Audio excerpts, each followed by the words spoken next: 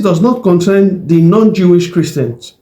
The truth is that we can also use this to explain the reality of who we are today in Christ Jesus as it relates to sin. When a man and a woman are together, they are bound to themselves all through the period that both of them are alive.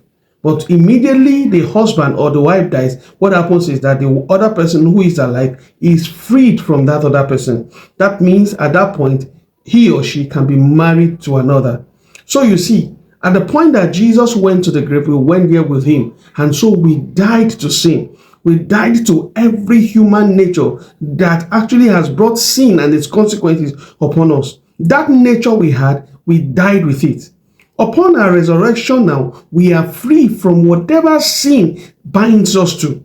We are free from whatever it is that we were living before we died. Now we are new men in Christ Jesus.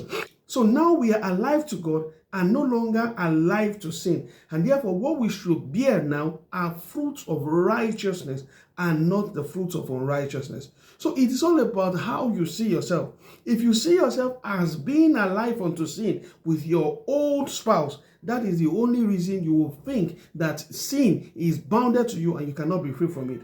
But the moment you identify with Jesus in his death, which you should, and also in his resurrection, you see what happens to you is that immediately that fruit of sin and death, that nature that forces you to sin, no longer has power over you. And so what you should do now is to live in the newness of that new personality that has resurrected from the dead. I believe this blessed you today.